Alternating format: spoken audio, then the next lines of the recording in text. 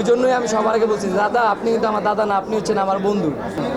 দাদাকে আমি সবসময় দাদা বলি না, বেশিরভাগ বলি যে উনি হচ্ছে আমার বন্ধু।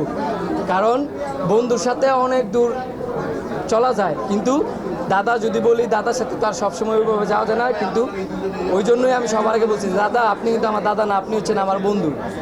আমি যতদিন বাচ্চা আছি এই সম্পর্কটা ততদিন বন্ধু হিসেবে থাকবে। তার আগে জার্নালিস্ট যে ভাইরা আছে আপনারা বলেন যে আমি কি আপনাদের বন্ধু না দাদা, বলেন আমার আচরণটা আপনাদের সাথে কীরকম হয়?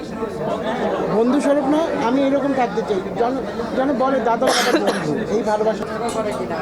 হ্যাঁ বল।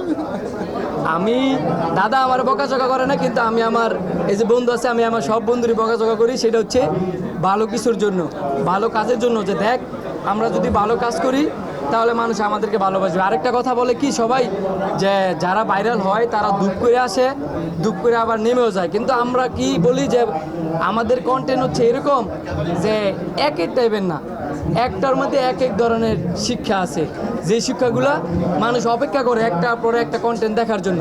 তা আমরা এখন আপাতত কন্টেন্ট, যেহেতু আমি অসুস্থ, কন্টেন্ট ওইরকমভাবে দিতে পারতেছি না। ইনশাল্লাহ সামনে আরও ভালো কিছু আসবে এবং ইউটিউবের মানে ছোট ছোট কাজ আসবে আর কি।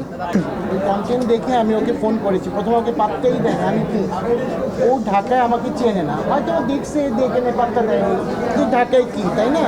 ওর কন্টেন্ট দেখে আমি ওকে ফোন করছি সেই নরসিংদীতে।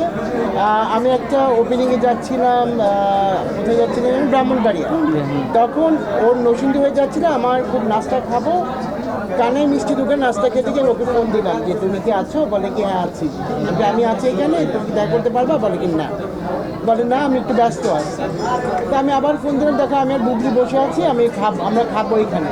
তখন বলাতে বলে ঠিক আছে দাদা আমি আসছি। এই দেখা পছন্দ। এখান থেকে ওর একটা জিনিস আমাকে ভালো লেগেছে, মুগ্ধ করেছে প্রথম দিন ওর যে আন্তরিকতা ছিল, সেই জায়গা থেকে আমি ওর মুগ্ধ হয়েছি, যার জন্য ওদেরকে বলেছি তোমাদেরকে ঢাকায় আমি আনবো। আমি আনতে পেরেছি, আপনাদের কাছে প্রেজেন্ট করতে পেরেছি। ও কেমন কন্টেন্ট বানায় বা ওর কতটুকু জনপ্রিয়তা আমি আপনারাই বলবেন।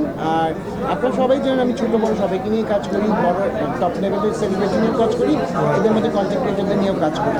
এরকম সবার সাথে কাজ করে যেতে চাই। দাদা তো বরাবরের মতোই মানে জোস একটা পার্সন। ফার্স্টে যখন দাদার সাথে কাজ করছি মানে প্রথম মনে হয়েছিল যে না দাদা হয়তো বা একটু স্ট্রেট হবে, যেহেতু আমরা তো মিডিয়াতে অত একটা ইনভলভ ছিলাম না। এখন তো যতটুকু আছি, আগে ছিলাম না, ভাবতাম হয়তো বা দাদা একটু মানে স্ট্রেট ফরওয়ার্ড হবে। কিন্তু শান্ত আমাকে সাহায্য করছে, না দাদা খুবই হাম্বল, মানে খুবই ফ্রেন্ডলি। আসলেই দাদার মতন মানুষ হয় না।